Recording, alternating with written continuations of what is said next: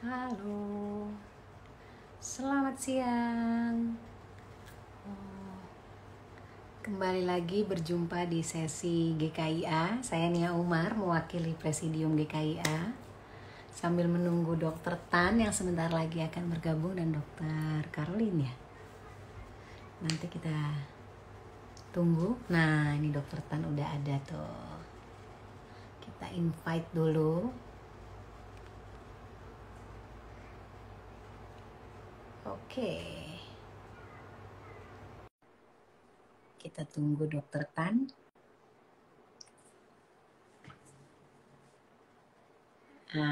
Sambil menunggu. Halo. Halo Dok. Ternyata background itu nggak Sehat bisa ya semuanya. kalau sekarang Apa? berdua dibuat live.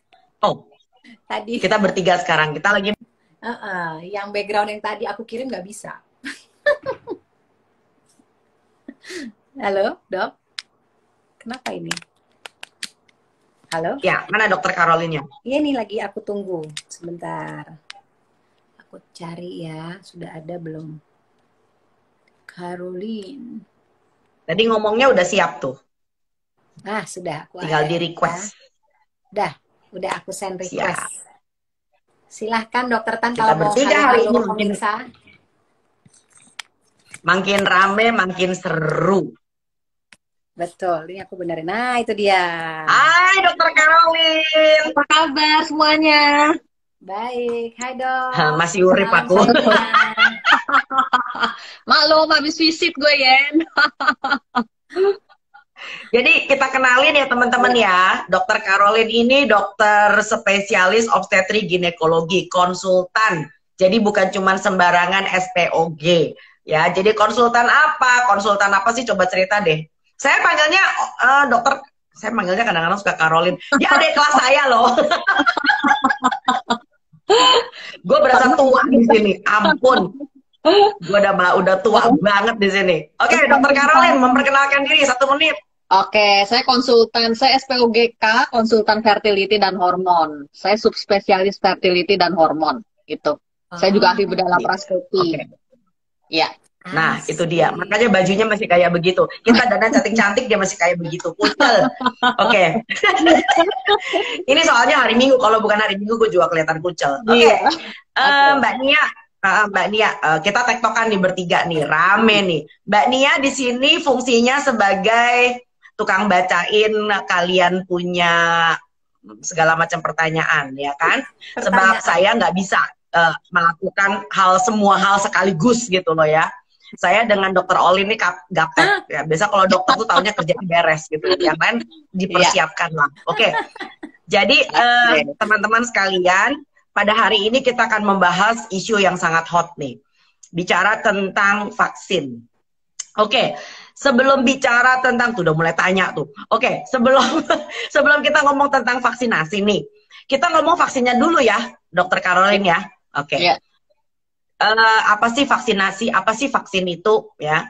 Nah, setahu sependek ilmu saya sih, vaksinasi itu adalah suatu upaya untuk membuat badan manusia secara aktif membuat antibodi. Itu penting ya. Jadi bukan serum. Kalau serum itu antibodinya udah ada, lo masukin ke dalam badan lo. Tetapi sekarang badan kita nih yang disuruh, bikin, ayo cepetan bikin. Nah, yang dimasukin itu, ibu-ibu, bapak-bapak, teman-teman, itu bukan virus yang dilemahkan begitu saja.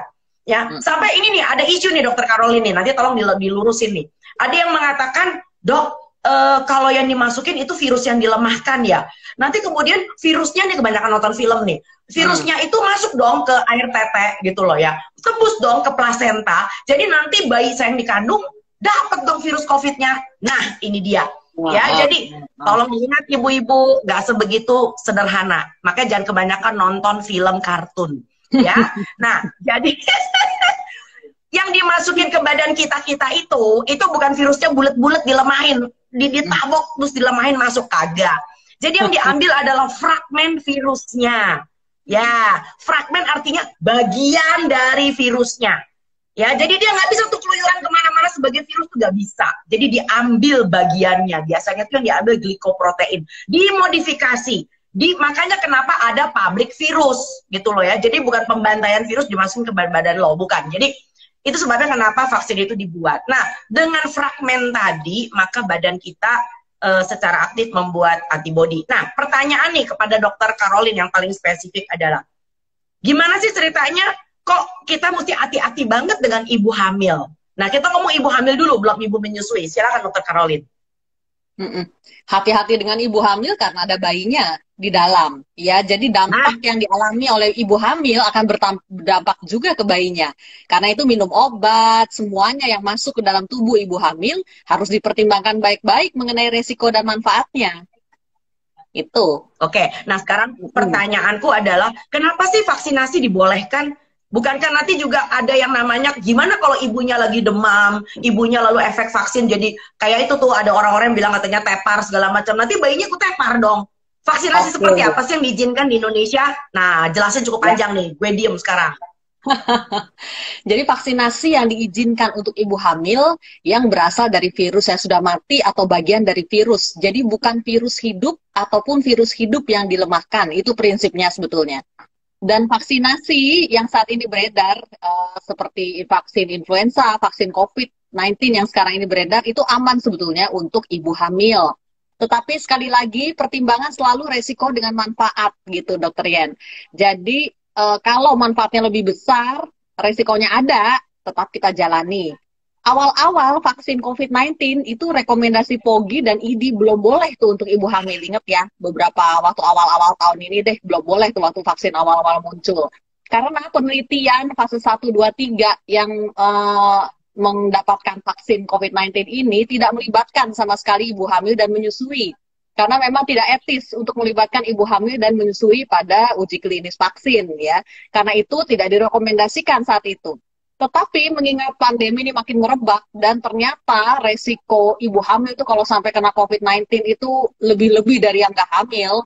Karena itulah makanya pertimbangan sekarang rekomendasi POGI untuk memberikan vaksin juga ke ibu hamil.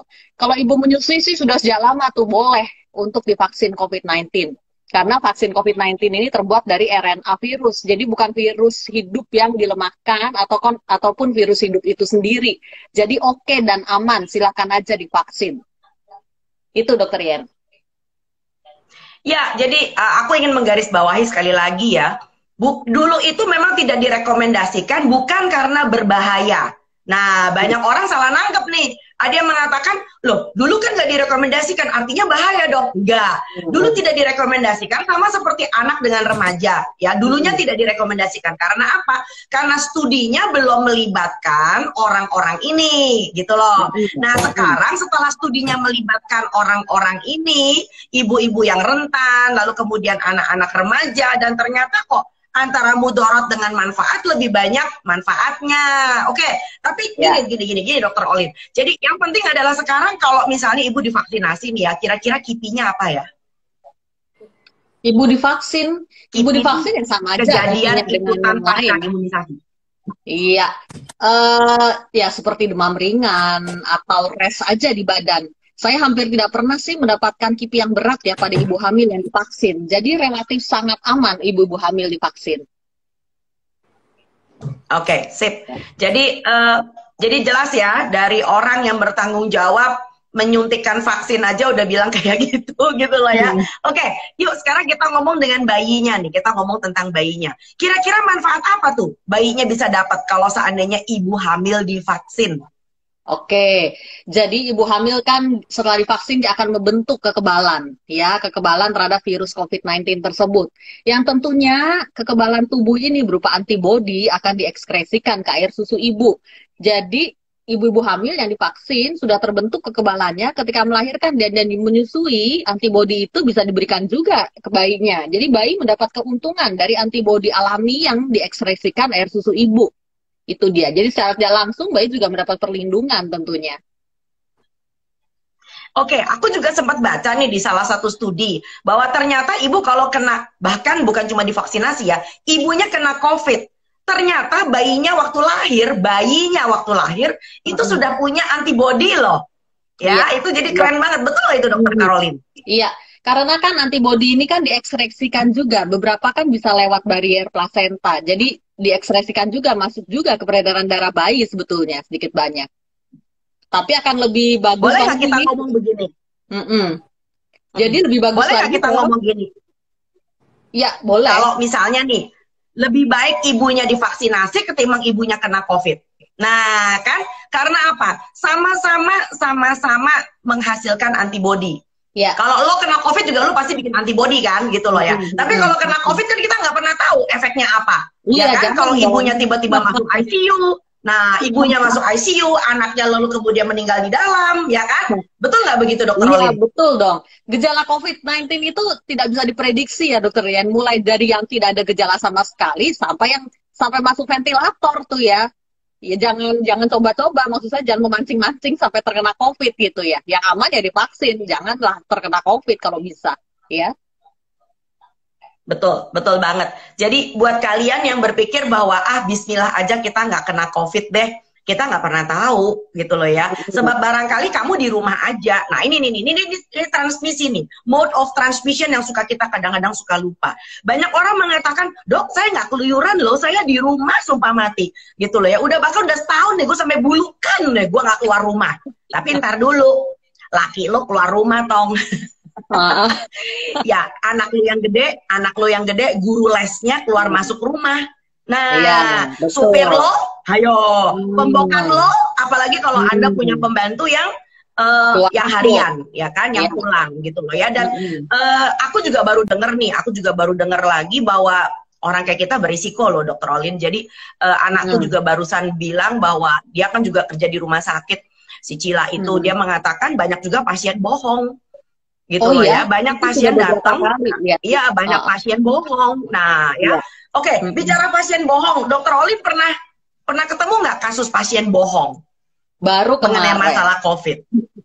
Iya. Masya Allah ya Rabbi naudzubillah. Jadi pasiennya masuk udah mules-mules, nggak bilang apapun sama sekali tentang urusan COVID. Tapi sebetulnya dia sudah screening ya, ada demam-demam ringan sih memang subklinis sebetulnya gejalanya. Tapi untungnya kita protokol di rumah sakit kan sekarang ketat ya. Langsung tuh yang cepet kan swab antigen dulu dong. Swab antigen positif.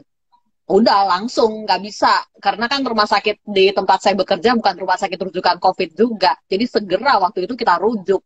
Tapi ya sempet lah kita semua tenaga medis yang melayani pertama saat itu pasien ya kita sempet kontak dong ya. Tanpa mengetahui kalau dia sudah positif gitu. Antara lain seperti itu dokter. Ya, panik ya. Harus hati-hati.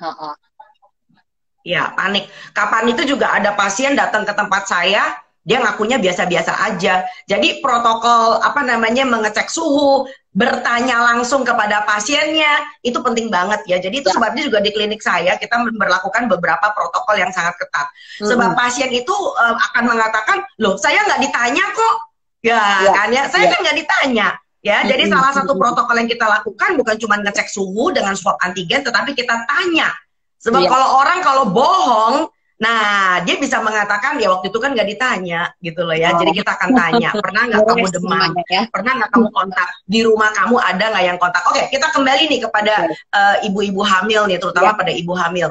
Nah, kalau misalnya nih ibu hamil udah pernah kena COVID nih, taruh kata nih 2 bulan yang lalu, kira-kira kapan boleh imunisasi? Kapan boleh vaksinasi? Kena COVID 2 bulan yang lalu, tapi sekarang sudah sembuh kan?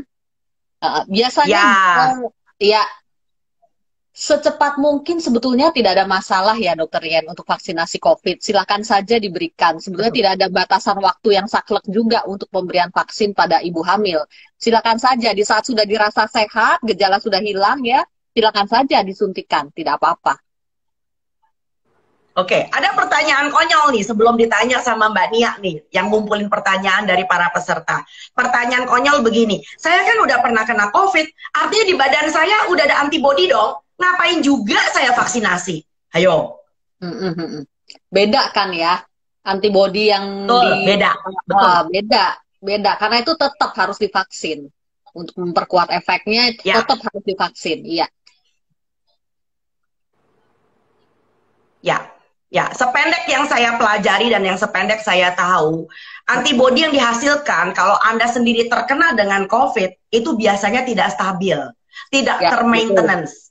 Tetapi kalau Anda divaksinasi, maka antibodi di dalam badan Anda itu maintenance. Yang kita harapkan paling tidak 1 tahun ke depan you tercover gitu loh ya.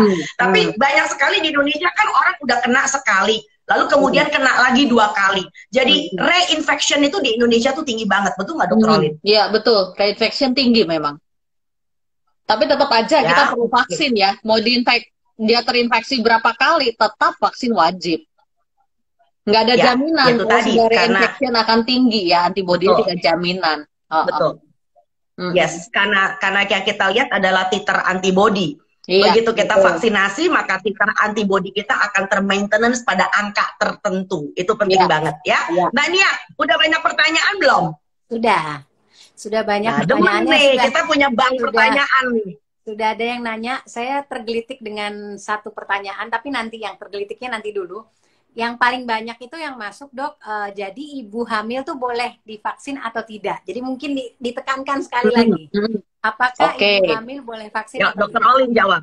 Ya, ibu hamil boleh divaksin. Saat ini rekomendasi POGI sudah membolehkan ibu hamil divaksin. Tetapi memang pada pelaksanaannya kita masih tunggu keputusan dari Kemenkes tuh. Ya kayak gongnya lah. Ya, pelaksananya tuh detailnya ya, maksudnya ya jenis vaksin, kemudian jeda pemberian berapa lama, berapa kali, itu semuanya masih tunggu tuh gong dari Kemenkes. Tapi rekomendasi POGI sudah memperbolehkan. Jadi misalkan nih ada ibu-ibu hamil, banyak yang nanya nih, tadi udah hamil 3 bulan, 4 bulan, dia mau vaksin, daftar sekarang nih masih belum bisa, Dok?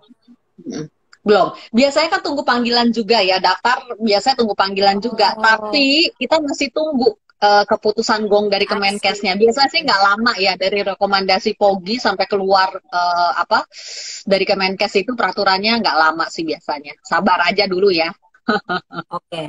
Oke, tadi itu ya paling banyak pertanyaan yang saya lihat itu. Lalu ada satu yang menggelitik itu tadi ini. Ini kayaknya pertanyaannya dari para konspirator. Kenapa yang bikin vaksin itu negara-negara kaya, Dok? Mungkin karena dananya banyak di sana ya. Karena dananya untuk membuat sebuah vaksin itu kan harus lewat uji klinis ya, uji klinis fase 1, 2, 3. Dan itu perlu biaya nggak sedikit tuh biasanya. Ya tentunya negara-negara yang punya uang banyak tuh, yang punya dana banyak untuk bisa melakukan uji coba vaksin atau penelitian vaksin. Mungkin alasannya seperti itu ya. Jadi bukan karena ada konspirator dari pihak mana gitu ya, yang enggak dong, agenda tersendiri ya. Jangan berpikir yang aneh-aneh. Aku jawabin boleh nggak? Boleh. Aku bantuin jawab boleh nggak? Oke. Problemnya demikian Bapak Ibu, teman-teman yang tersayang, ya. Jadi orang sebelum bicara vaksin, orang bikin penelitian. Oke? Nah, penelitian ini, jadi jangan mikir vaksinnya dibikin dulu deh, ya kan? Sebab sebelum vaksin ini ada, semua orang yang pintar-pintar juga deg-degan. Kira-kira vaksinasi ini efikasinya bagus nggak? Efisien nggak? Gitu loh. Karena antara efikasi, efisien, dan efektif itu harus diukur. Ya, nggak bisa kan? Jadi vaksinasi itu mempunyai manfaat sosial, mempunyai manfaat karitatif juga, mempunyai manfaat etik juga, gitu loh ya. Nah ini penting, ya nggak usah jauh-jauh, kita ngomong tentang vaksin BCG aja. Yuk agak sedikit off sedikit BCG. Nah pertanyaannya adalah, negara-negara maju itu jarang ya yang mengharuskan, yang mewajibkan vaksin BCG. Nah ngomong-ngomong Dokter Carol ini dulu sekolahnya di Jerman loh. Oke, nah dulu beliau tuh meraih menjadi surgeon of laparoskopi itu dari Jerman. So kalau dipikir-pikir di Jerman barangkali tidak diharuskan vaksinasi BCG. Ya, nah yang menarik adalah bukan karena orang Jerman ini rada tengik gitu loh ya, mentang-mentang lo penghasil vaksin, lo buang vaksinnya ke negeri dunia ketiga, lo sekarang enak-enakan, lo aja kagak pakai, bilang begitu kan? Orang kalau otaknya agak hengklek kan mikirnya gitu. Entar dulu, kita bicara tentang transmisi infeksi. Ya, di negara kita tuh transmisi infeksinya masif banget. Indonesia adalah bagian dari 8 besar negara-negara yang 2/3 dari mana jumlah populasi penduduk dengan TBC itu berada di muka bumi ini.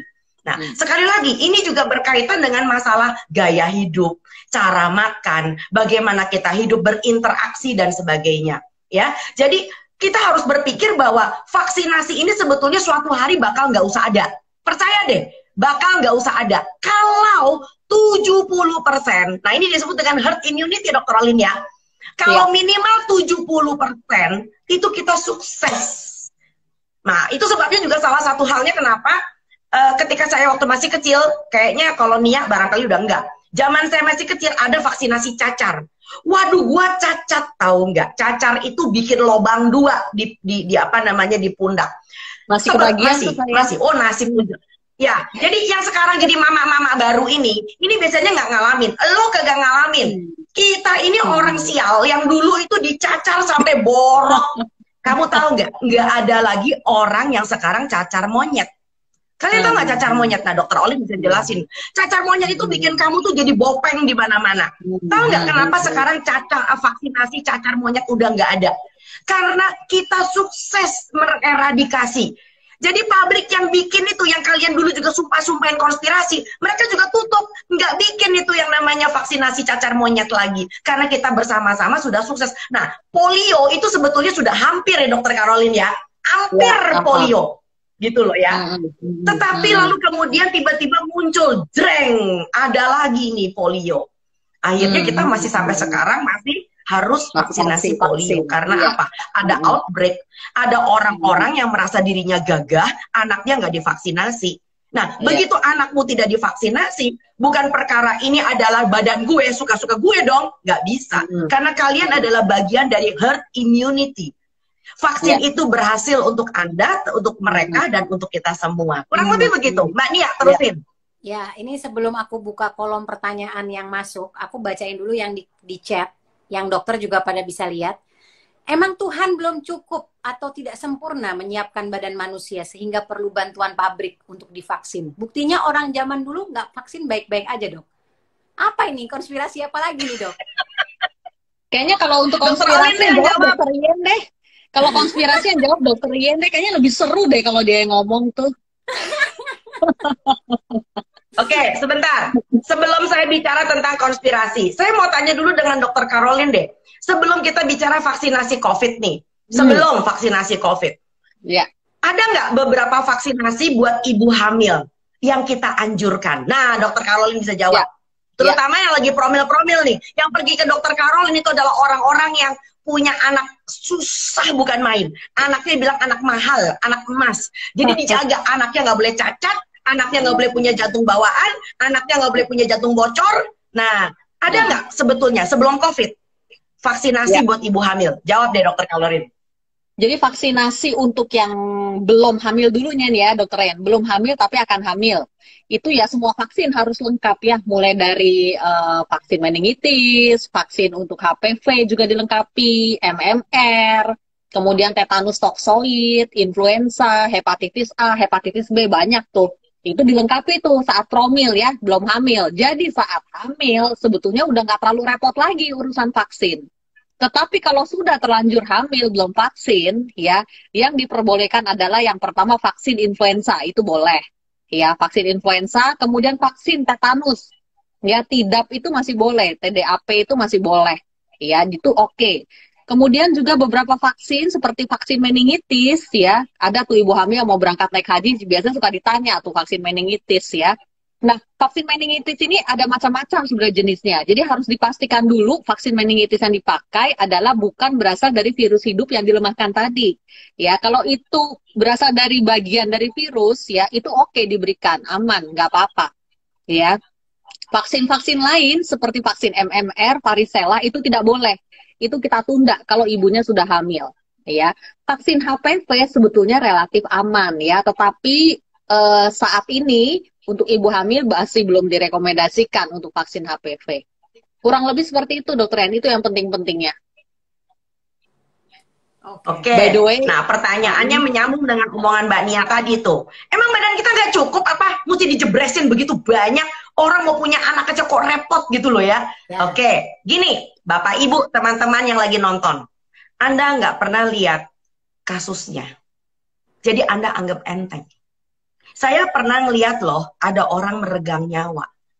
Ya, meregang nyawa di apa namanya ruang rawat inap. ketika seorang anak itu kena difteri.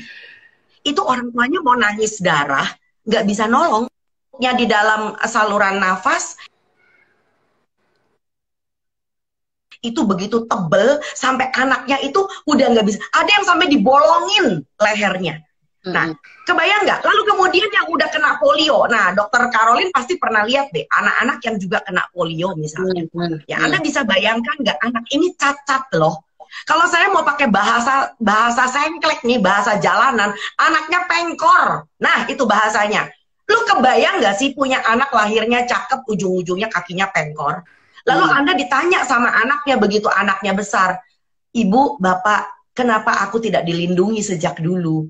Nah, itu mau nangis darah, mau nangis nanah, percuma. Ya, udah begitu kalau kita seandainya gituin anaknya, ini anak juga nggak bisa jadi penerbang, nggak bisa jadi peragawati, ya iyalah ya, nggak bisa. Jadi beberapa profesi anak pun udah kita tutup tuh, hanya karena orang tuanya abai. Ya, nah bicara tentang vaksinasi pada ibu hamil, itu bicara tentang masa depan yang lebih baik.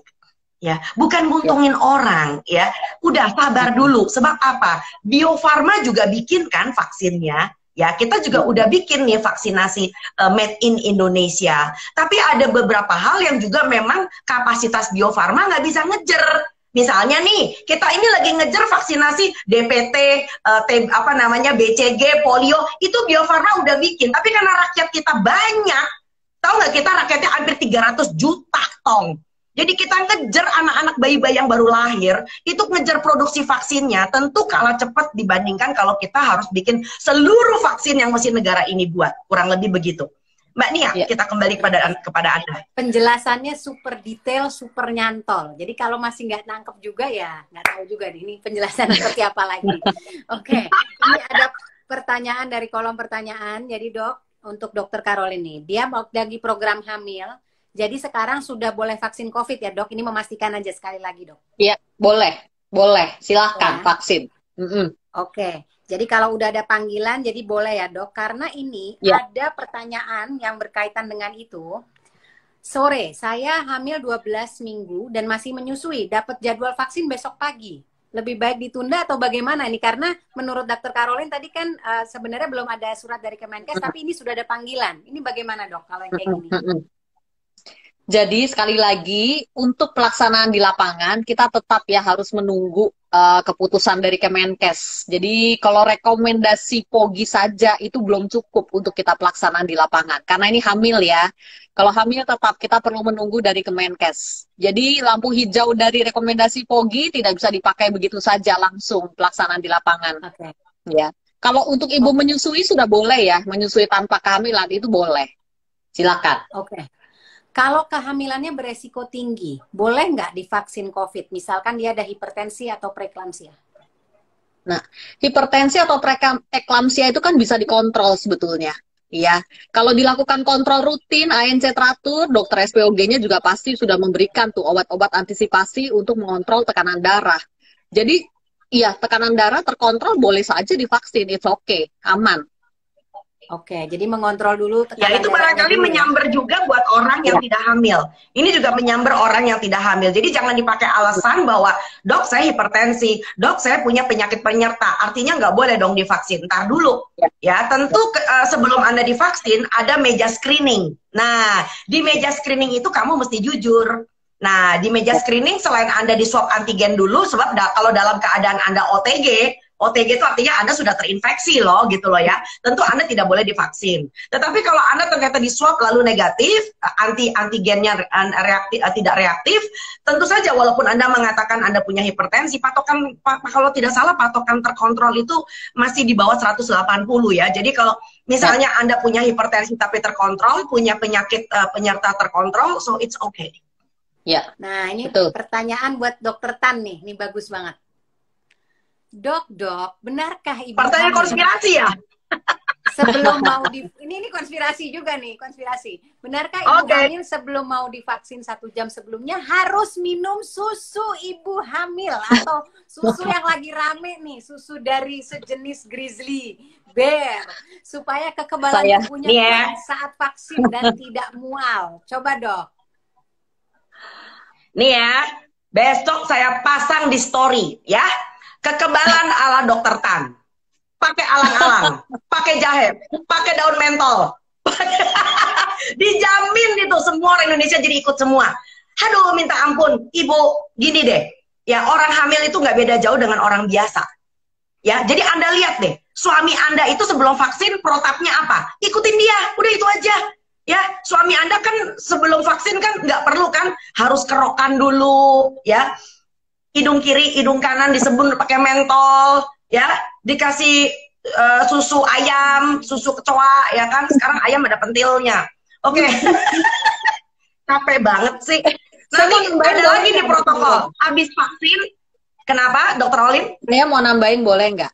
Pasien saya saja Boleh. yang hamil ya, ini mau divaksin atau enggak, saya tidak pernah menganjurkan untuk minum susu ibu hamil itu, tidak pernah selama kehamilan. Ya, jadi mau divaksin kek atau tidak, ibu hamil itu tidak pernah tuh, kalau yang ke saya ya, tidak pernah tuh saya anjurkan minum susu ibu hamil, itu nggak pernah. Ini ada ceritanya dok, karena aku tadi dapat dengar dari Dokter Tan, katanya Dokter Caroline pernah di Jerman. Saya punya teman baik dok, orang Indonesia, suami istri tinggal di Jerman. Pas dia hamil, dia minta dicariin susu ibu hamil sama suaminya di kota Bonn. Itu suaminya ngider sekota Bonn, berantem tuh suami istri gara-gara si istrinya nggak dapet, si suaminya nggak dapetin susu ibu hamil itu.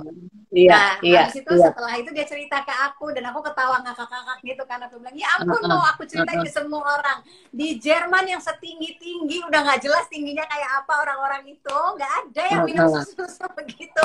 Kayak gitu dok. Nah, saya tambahin ya, urusan susu ini sebenarnya konspirasi yang sesungguhnya sebetulnya ya dokter Yen ya. Nah, soalnya sekarang lagi dibikin susu untuk promil. Coba bayangkan, susu untuk orang-orang yang program hamil. Ya, itu nggak benar banget tuh. Ya, jadi banyak juga pasien nanya ke saya, dok, saya lagi promil nih, saya boleh nggak minum susu ini gitu ya? Ya enggak lah, saya bilang, saya sendiri juga nggak pernah nganjurin kok kamu minum susu. Emang doyan banget susu, saya bilang. Ya, karena kalau kita lihat dari kemasannya aja ya dok, kandungan gulanya tuh tinggi banget gitu. Dan udah gitu belum lagi benda-benda lainnya, itu kan makanan ultra proses. Nah yang kadang-kadang yang bikin kita miris nih kalau kita di penggiat-penggiat laktasi dan yang konselor menyusui, ibu-ibu itu benar-benar di brainstorm bahwa kalau dia nggak minum susu, anaknya juga nggak dapat susu. Jadi kita kasih penjelasan tuh baru nyantolnya setelah kita bilang, emang sapi minum susu untuk menghasilkan susunya yang diminum manusia ini enggak kan, dia makan rumput gitu. Itu kayak buat mereka tuh sulit. Ya udah. Nanti ya kalau kalian tinggal di Jerman, tinggal di Rusia, tinggal di Jepang, kalau memang lagi mau ngerjain lakinya, jangan cari susu ibu hamil. Pepes oncom pakai pete. Nah, itu mission impossible. Betul. Oke, kita kembali ke topik.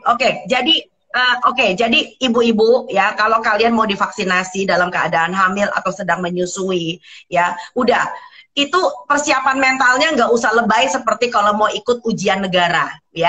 Udah tenang aja. Yang penting kamu udah sarapan. Kalau vaksinasinya sore, udah makan siang, ya. Kalau vaksinasinya malam, udah makan malam, ya. Sebab bukan apa-apa. Kadang-kadang orang kalau dicus, itu ada masalah emosional. Kelenger deh dia, klepek, lalu dibilang itu kipi. Kagak. Orangnya stres karena dia lihat jarum. Gue aja takut kalau disuntik, minta ampun.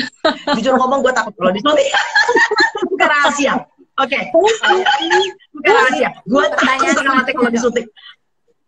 Oke, siap. Apakah sebelum vaksin wajib swab antigen? Ya. Jadi wajib ya dok? Jawabnya ya. Jadi sebaiknya untuk mengetahui sudah ada reaktif atau tidak gitu ya? Ya. Oke. Lalu ini di kampungnya orang bapak ibu ini, katanya banyak yang menyarankan sebelum vaksin minum paracetamol. Itu bagaimana dok? Enggak sih. Coba dokter Olin yang jawab. Iya. Paracetamol tidak rutin diminum sebelum vaksin. Jadi nggak ada istilahnya premedikasi gitu, nggak ada ya. Kalau untuk urusan vaksin, selalu kita observasi kipinya aja. Kalau ternyata memang ada demam yang ringan, baru kita minum paracetamol. Jadi tidak dipakai untuk pencegahan demam gitu, enggak ya. Jadi pemberian obat kan juga bukan tanpa efek samping. Ya, jadi kita akan berikan obat sesuai dengan indikasinya. Jadi setelah vaksin, kalau terjadi demam, baru paracetamol diberikan. Seperti itu. Oke. Ini Ya, ada ini yang beberapa. kita takutkan nanti habis obat cacing diburu, nanti paracetamol diburu nih pada nimbun. Tobat, beneran tobat. Next, Oke. Mbak Nia, Ini, next. lalu dok, ini ada beberapa pertanyaan mirip sama, tapi Ya. isinya kontennya sama. Jadi sebenarnya jenis vaksinnya tuh yang cocok tuh apa? Yang kayak Sinovac kah, AstraZeneca kah, atau ini bagaimana? Yang buat ibu hamil? Sebetulnya intinya merek apapun ya vaksin COVID-19 yang masuk ke Indonesia itu semuanya tidak berasal dari virus hidup. Jadi mau merek apa saja sebetulnya aman.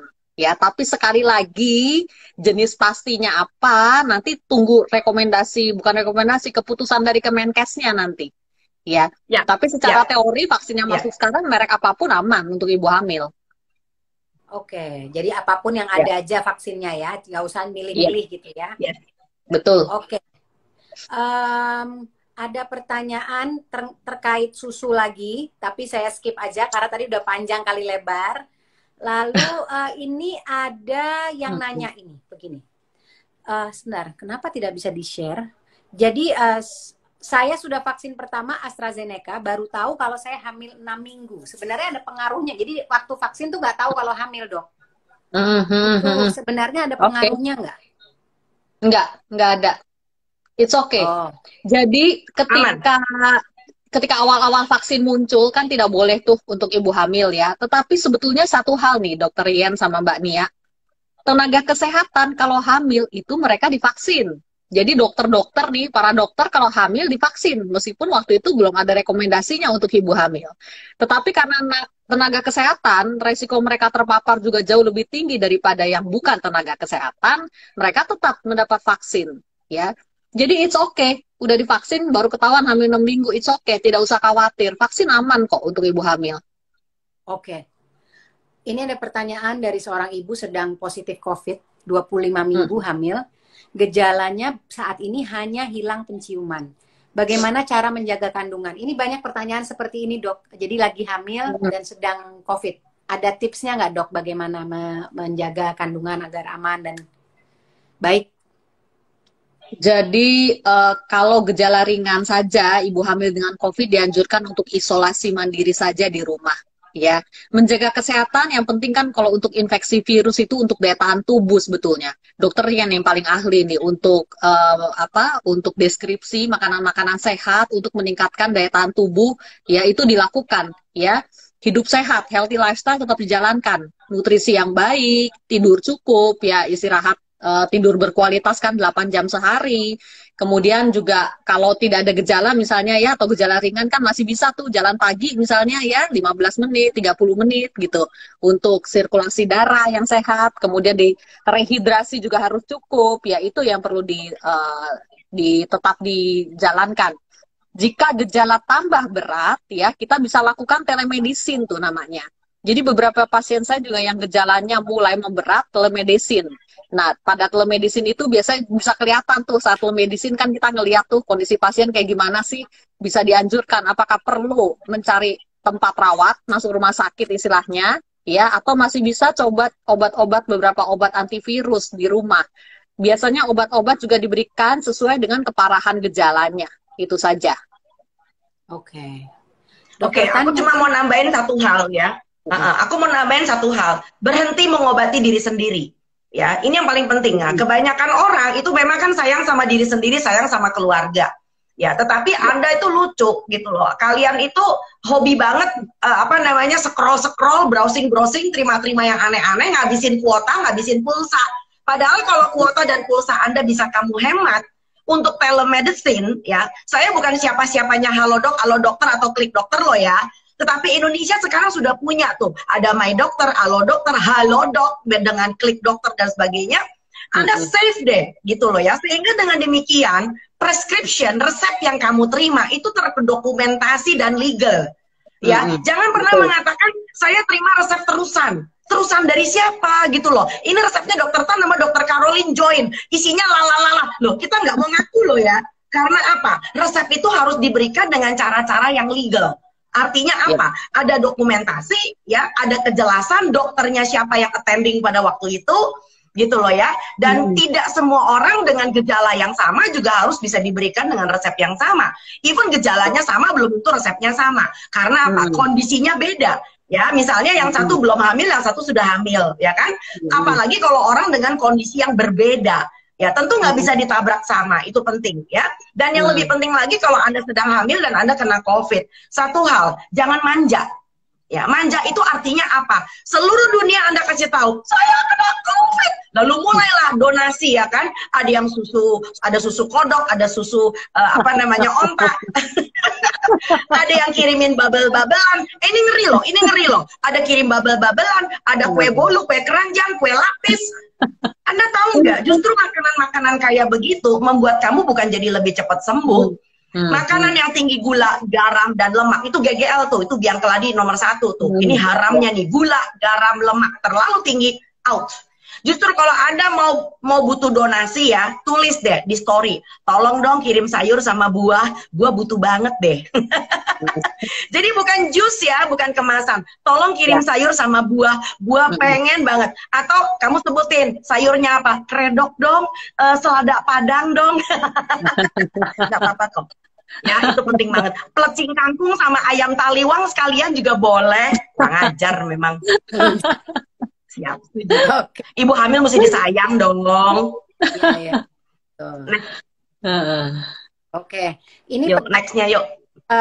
banyak yang mirip-mirip dan mengulang. Tetapi ini ada yang pertanyaannya muncul beberapa kali, Dok. Saya ada di kolom. Ibu positif COVID sehabis melahirkan, boleh direct breastfeeding atau perlekatan atau IMD nggak, Dok, biasanya? Gimana nih, Dok? Oke, jadi itu baru dirilis juga ya dari Kemenkes ya, Dokter Yen. Kalau sekarang ibu yang melahirkan dan COVID positif boleh menyusui dengan direct di saat gejalanya sudah tidak ada ya, atau ringan sekali. Tetapi tentunya harus benar-benar dipatuhi protokol kesehatannya. Mulai dari cuci tangan, mandi bersih, dibersihkan sebersih-bersihnya tuh payudara, memakai masker medis selama menyusui bayinya, itu harus dijalankan dengan dengan ketat ya.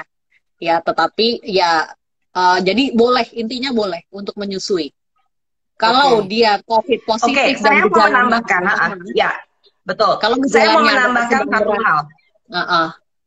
Ya, silakan, kalau ada kontraindikasi, kalau ada kontraindikasi dari obatnya, Anda harus dengerin. Sebab ada beberapa ibu yang juga sedang menyusui itu mendapat antivirus. Salah satunya adalah favipiravir, ya. Jadi favipiravir ini atau nama dagangnya adalah Avigan. Itu adalah kontraindikasi memang untuk ibu yang sedang menyusui dan juga ibu hamil kalau nggak salah ya. Jadi jadi alangkah baiknya Anda lihat dulu, nah kondisi Anda itu seperti apa. Kalau Anda cuma diberikan antibiotik ya, antibiotik biasanya yang suka dipakai kan asitromisin ya, asitromisin dan teman-teman ya kan, karena untuk menghindari infeksi sekunder ya. Jangan pernah mengatakan, dok gue kan punya penyakit virus, kenapa dikasih antibiotik, dokternya lebay banget. Oh, Anda rentan dengan infeksi sekunder itu ya kan, jadi jangan parno dulu. Nah kalau cuma dikasih antibiotik biasa, standar, dikasih vitamin B kompleks, apa segala macam, you just go ya, Anda bisa untuk menyusui langsung. Gak apa-apa, asal prokesnya dipertahankan dengan benar. Oke, satu pertanyaan lagi, Dok. Autoimun itu boleh nggak imunisasi COVID? Mohon jadi ibunya nih autoimun juga gitu. Tidak ada kontraindikasi. Penyakit-penyakit autoimun biasanya dikontrol oleh dokter penyakit dalam, ahli alergi imunologi ya. Jadi silakan diskusikan dengan dokter ahlinya dulu sebelum memvaksinasi. Biasanya pada penyakit autoimun yang terkontrol, it's okay, divaksin tidak ada masalah. Tapi sekali lagi diskusikan dulu ya sebelumnya dengan dokter ahli yang menangani Anda. Oke, kita udah. Nah, barangkali aku mau jelasin sedikit kenapa masalah autoimun ini menjadi isu. Karena orang-orang dengan penyakit autoimun biasanya diberikan imunosupresan. Ya, salah satunya adalah steroid, ya kan? Nah, imunosupresan ini akhirnya useless. Kalau orang divaksin juga useless. Karena apa? Tujuan vaksinasi kan supaya imunitasnya justru bekerja. Tapi begitu Anda diberi imunosupresan, maka antibodinya juga nggak bisa dibikin, percuma aja dong gitu loh ya. Bahkan mempunyai risiko orang ini mempunyai kemungkinan gejala yang tidak diinginkan. Oke, jadi betul kata Dokter Olin, yang paling penting nomor satu Anda dapat restu rekomendasi dari dokter penyakit dalamnya dan ahli imunologinya ya. Nah, yang menjadi problem adalah orang Indonesia mau hemat pangkal pelit, berobat ke dokter, kunjungan pertama dan kedua, selebihnya dia terusin tuh resepnya sendiri, dor. Begitu resepnya diterusin sendiri, dia bingung sekarang, terus bos sekarang statusnya gimana ya? Nah kan, udah deh, pasang muka tebel aja deh, malu-malu deh, lu balik lagi sama dokter lo yang dulu gitu loh ya. Itu paling aman. Terusin Mbak Nia. Oke dok, ini privilege aku mau nanya karena pertanyaan yang lain sudah aku screen mirip-mirip yang berkaitan dengan dokter Caroline. Aku mau pertanyaan gini dok, kan aku banyak baca berita, banyak baca juga di grup-grup. Banyak sekali kondisi ibu hamil yang ketika COVID itu menjadi buruk, kondisinya tuh gejalanya tuh banyak yang buruk gitu. Itu biasanya pada kondisi yang kehamilan seperti apa sih dok? Jadi kita mesti hati-hati nih gitu. Mungkin apa memang hamilnya sebelum hamil ibu ini punya komorbid tertentu atau apa ada ciri-cirinya atau ada tanda-tandanya? Ya, sekali lagi perjalanan COVID itu kan tidak bisa diprediksi ya Mbak Nia ya. Ada yang manifestasinya ringan, ada juga yang berat. Sekali lagi tergantung daya tahan si ibunya sendiri. Ya, sama seperti yang tidak hamil juga tergantung sekali dengan daya tahan tubuh saat terinfeksi. Ya, kalau daya tahan tubuhnya lemah, tentunya manifestasinya jadi berat. Kalau daya tahan tubuhnya kuat, ya manifestasinya dia lebih ringan. Ya, jadi ya antara lain itu ya, yang terutama ibu-ibu dengan faktor komorbid itu juga kadang-kadang menjadi buruk gitu. Perburukannya bisa berlangsung cepat. Misalnya ibu-ibu dengan hipertensi dalam kehamilan, ya, ibu-ibu dengan diabetes mellitus dalam kehamilan yang belum terkontrol. Itu salah satu faktor komorbid yang bisa memperparah perjalanan penyakit COVID pada ibu hamil ini. Nah, Dokter Tan, dengan kondisi seperti itu kan kayak hipertensi, diabetes gestasional, kehamilan, itu kan sebenarnya jenis-jenis komorbid yang sebenarnya terbentuk karena gaya hidup, apa yang dikonsumsi nih dok. Dokter Tan bisa nggak kasih saran buat ibu-ibu yang lagi mau hamil atau lagi hamil dengan kondisi COVID, mesti ngapain sih, apa yang dimakan, apa yang dikonsumsi, apa yang dijauhi, diulangin lagi dok, apa biar inget nyantol gitu. Bukan nyari-nyari susu grizzly bear itu. Begini. Kami sebagai dokter, kita punya situasi demikian. Ada hal yang bisa kita ubah, ada yang tidak bisa kita rubah. Ya, kadang-kadang kondisi kayak gestasional hypertension, gestasional diabetes, itu kadang-kadang orangnya nggak kenapa-napa, tiba-tiba waktu hamil dia begitu aja gitu loh ya. Nah, itu kan, halo gitu loh ya. Sebelum hamil gue baik-baik aja gitu loh. Kok kayaknya kok lebay banget sih, gue hamil tensi gue 170, gue hamil gue makan dikit, cuman makan lontong dikit, langsung gulanya 200, ini apa-apaan sih? Nah oke, jadi memang ada kondisi yang tidak bisa kita ubah, tapi ada kondisi yang bisa kita ubah. Nah, yang kondisi kita ubah, bisa kita ubah, itu yang kita ulik. Nah, itu yang ketika manusia ketika sedang hamil atau sebelum hamil bisa kita jaga baik-baik. Jadi ini adalah suatu himbauan bagi kalian yang terutama yang belum hamil nih, ya. Jadi menjaga berat badan proporsional itu penting banget. Karena kalau kita lihat COVID juga berat pada orang-orang yang obesitas. Betul Dokter Caroline ya. Jadi Anda bisa bayangkan ibu-ibu hamil yang obes. Ibu hamil yang obes, padahal bayinya mau udah seiprit kecil gitu loh ya. Biasanya kalau ibu obes tuh bayinya nggak gede-gede banget gitu loh. Ibunya aja gede gitu loh ya. Jadi karena IUGR dokter ya. Exactly. Ya, rata-rata IUGR. Jadi intrauterine fetal retardation ya. Jadi bayinya kecil banget. Bayi ibunya gede gitu loh ya. Jadi tolong deh, yang kayak begini bisa kita tata laksanakan bahkan even sebelum kehamilan itu dimulai. Jadi memelihara tubuh itu adalah investasi masa depan. Jadi kalau Anda lihat orang-orang yang sekarang juga amit-amit jabang bayi, naujubillah min dzalik, yang kelihatannya tegar, bisa bertahan dengan COVID, bahkan bisa melalui semua badai, ini adalah orang-orang yang punya tabungan imunitas baik. Nah, tabungan imunitas baik ini datangnya dari kemarin, minggu lalu, tahun lalu, 3 bulan yang lalu, 3 tahun yang lalu.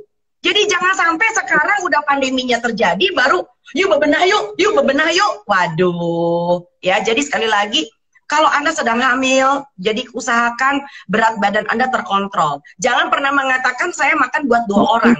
Jadi semua kita hajar gitu loh ya. Kenyataannya juga anaknya nggak gede-gede banget. Dokter Olin tadi udah ngomong. Dan yang kedua, kalau Anda punya komorbid, yuk kita bereskan. Ya, jadi jangan ceraikan dokter Anda, dokter penyakit dalam kamu, ahli gizi kamu, apalagi obgyn Anda. Itu orang yang nggak boleh diceraiin gitu. Ya, itu orang yang nggak boleh diceraiin. Selalu nanya, selalu tanya ada apa dan sebagainya. Jadi nomor 1, makanlah makanan yang bermutu. Ya, jadi bukan lewat medsos. Makanan yang bermutu itu adalah makanan sehat. Makanan sehat itu bukan kata cateringnya sehat, bukan kata cateringnya sehat. Makanan sehat itu betul-betul kamu bisa lihat. Makanan kalau ayam ya makan ayam, bukan nugget. Ya, makan sayur ya sayur, ya, bukan pil, ya, bukan klorofil. Itu makanan kura-kura kata laki gue. Jadi makan makanan orang ya, dan yang namanya makan gak sama dengan minum ya. Jadi jangan kamu mengatakan, dok gue nggak sanggup makan sayur, jadi gue minum jus aja gimana.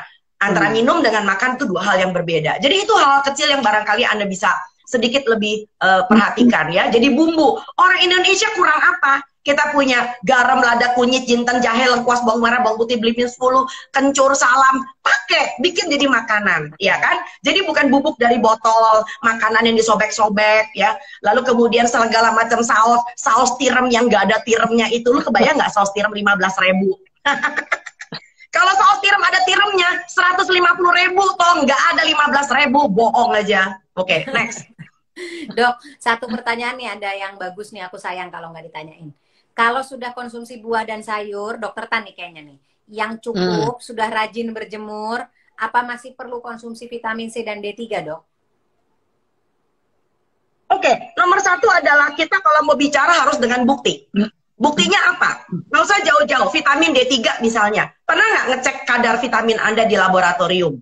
Ya, jadi kalau Anda sudah berjemur, ada buktinya. Kalau gue sih gue bawa bukti, jujur ngomong. Buktinya apa? Vitamin D saya adekuat. Ya, angkanya di atas 30. Udah 35, udah 40 nih. Kalau angka di lab gitu loh ya.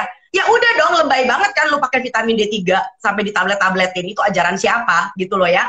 Lalu kemudian mengenai tentang vitamin C. Vitamin C itu kan kelihatan dari segala macam. Segala macamnya apa? Pertama, sering sariawan nggak? Kulitnya bagus nggak? Iya. Rambutnya gampang rontok nggak? Kukunya cakep nggak? Nah, ya, jadi kalau itu semua udah oke, pencernaan kamu bagus, daya tahan kamu bagus, kuku saya juga bagus, so artinya asupan kamu udah bagus kan ya, nggak usah dilebay-lebayin.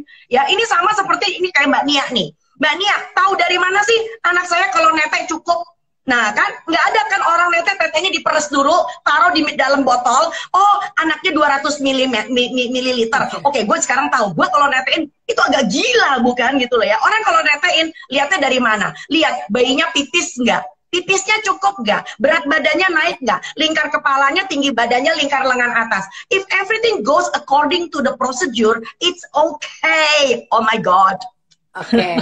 Nah, Dokter Caroline, kalau ini pertanyaannya ditanya untuk kondisi ibu hamil, bagaimana, dok? Jadi sama juga nih. Apa perlu minum vitamin-vitamin tambahan ini? Sama, enggak perlu. Enggak. Saya setuju sama dokter Ian aja. Oke, kalau begitu. Ya, barangkali yang perlu ditambahkan, ada beberapa hal khusus yang aku tahu banget Dokter Caroline bakal tambahkan. Seperti misalnya asam folat. Karena asam folat itu penting banget dalam pembentukan tabung neuron, ya kan? Jadi itu adalah suatu hal extraordinary pada ibu hamil. Zat besi, tablet tambah besi. Orang Melayu itu banyak kan pucet-pucet, teler-teler, ya. Jadi asam folat, zat besi, it's okay karena kondisi Anda sedang mengandung. Tapi bukan sesuatu yang sebetulnya Anda nggak perlu lebay-lebay banget kan gitu loh. Betul nggak Dokter Olin? Ya, betul. Betul. Itu suplemen wajib ibu hamil, asam folat dan zat besi. Thank you, Dok. Nah, ini sebagai waktu kita sudah mau 5 menit lagi habis, kita minta sedikit kesimpulan ya, Dok ya. Dari Dokter Caroline dan dari Dokter Tan kalau gitu nih. Menyimpulkan diskusi kita, Pak. Dokter Caroline lebih dulu. Iya, Dokter Caroline lebih dulu karena dia tamu kita. Jadi tamu duluan ya. Oke, jadi untuk ibu hamil dan menyusui, vaksin COVID ini sangat aman. Jadi silakan saja divaksin ya. Tidak usah ragu-ragu ya. Untuk ibu hamil tentunya menunggu rekomendasi dari Kemenkes.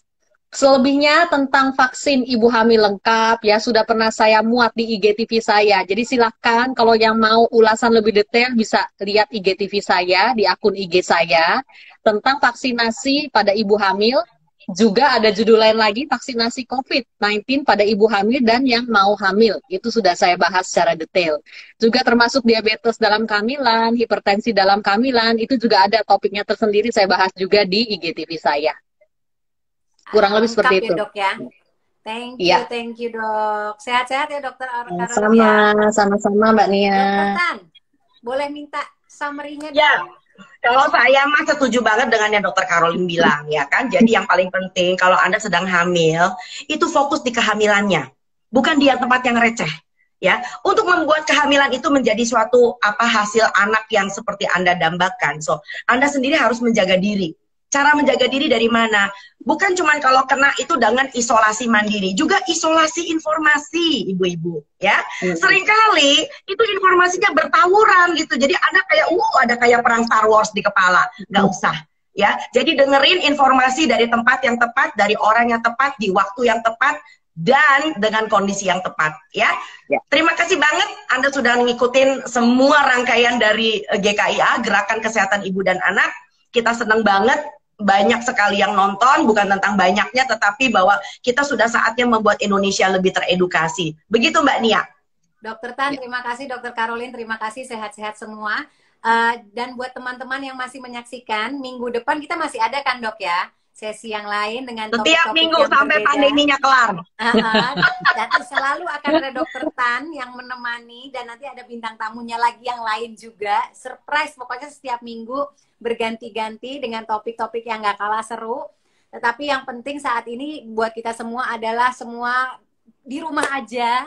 Kondisi pandemi saat ini semakin menyedihkan. Kita memang mendengarkan begitu banyak berita duka. Maka yang bisa kita lakukan adalah menjadi pejuang-pejuang di rumah, rebahan, walaupun nggak rebahan terus ya, melakukanlah kerjaan rumah yang lainnya. Banyak kok sebenarnya bisa dikerjain, disortirin tuh barang-barang di rumah, waktunya periksa-periksain tuh lemari, ya kan dok ya, dicek-cekin semua, kulkas tuh, dokter Tan tuh punya tips, nanti kapan-kapan sharing ngecekin kulkas. Nanti kita bisa bahas sendiri tuh topiknya. Oke, terima kasih banyak dokter Karolin, dokter Tan, sehat-sehat semua. Terima kasih. Sampai bertemu Terima di minggu kasih. depan. Sampai jumpa lagi. Dadah. Assalamualaikum warahmatullahi wabarakatuh. Salam sejahtera, sehat-sehat semua. Ya, mari. Mari.